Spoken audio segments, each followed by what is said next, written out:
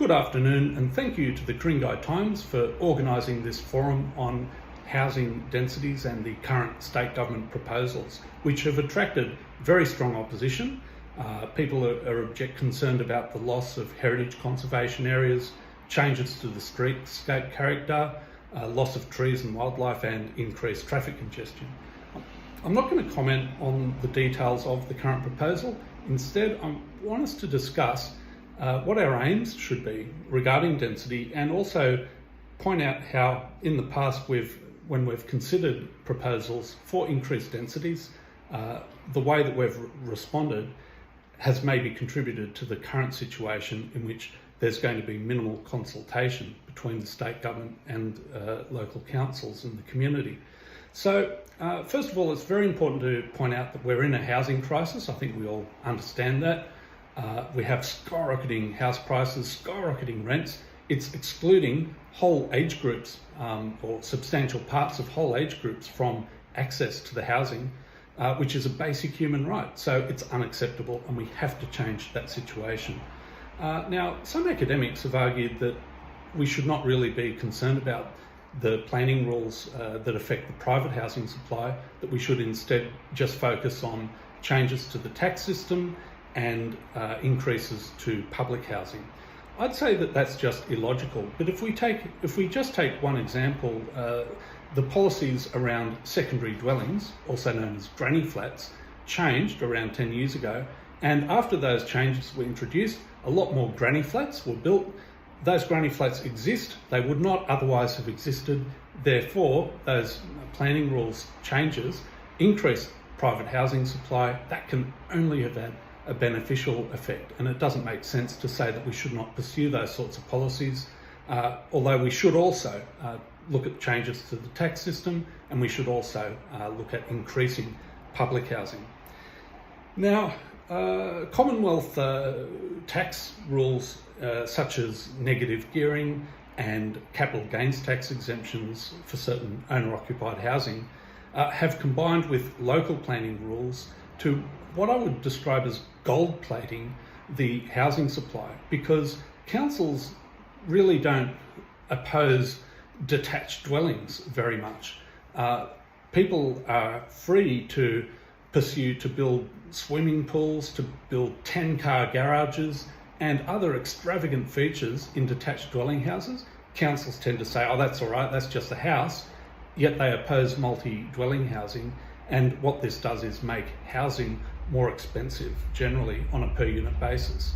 Now, in 2009, the state government introduced the Housing State Policy. That's a policy that allowed the granny flats. It also, amongst other things, allowed new generation boarding houses. Those are developments that have self-contained studios. They have shared living areas. The rules say they have to be compatible with their local area. They can have no greater height or density than would be allowed for a dwelling house. There is one concession on the normal planning rules, and that is that they can have less car parking than you would normally allow. They can have parking at a rate of 1 car space for every 5 boarding rooms, so that makes them a lot more feasible.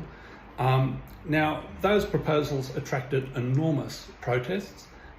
It became a hot topic in local papers and on ABC local radio. There was an 8-room boarding house in Grover Avenue, Cromer. It received 1,200 objections. In the handout, you can see one of the protests against that development. The mayor and the councillors opposed it, but the independent local planning panel did approve it. There was another one in Scott Street, Roseville, with 10 rooms, and that attracted also similar levels of protest. There's a photo of that in the handout as well. These developments, I think you can see from the photos, they fit well into their local area. The Roseville boarding house looks just like the house across the road, and the one in Cromer, you can see it's got a low scale, pleasant character. They've operated quietly and they've had minimal issues.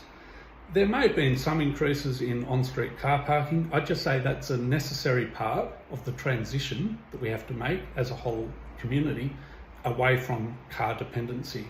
We do need to make that shift because we continue to add carbon through with cars. We have increased continued tailpipe emissions. We have embedded emissions from the construction of garages and concrete in the built environment, and from the manufacture of cars. We need to reduce car dependency to create beautiful, safe public spaces, to reduce noise and traffic congestion, and to reduce housing and transport costs. A couple of years ago, the state government responded to community pressure and they allowed councils to prohibit new generation boarding houses in low density areas. Now that's very unfortunate because, by the way, the boarding house, they've changed the name to co-living housing. So boarding houses are now called co-living housing. It's unfortunate they've been banned from low density areas because these developments contribute or can contribute enormously to the supply of single occupancy dwellings. That demand is currently mainly met through informal share houses, but informal share houses don't have to comply with proper building regulations. They don't have to be accessible for disabled people, and they don't provide tenants' rights under the Boarding Houses Act 2012. Councils, so the above the examples I've just described demonstrate how there has been a lack of good faith, frankly, on the part of councils, and how that breakdown in trust has led to the position where the state government is really determining what's going to happen. Before we criticise the current state government proposal, we must re-evaluate our attitudes to private housing supply and to density.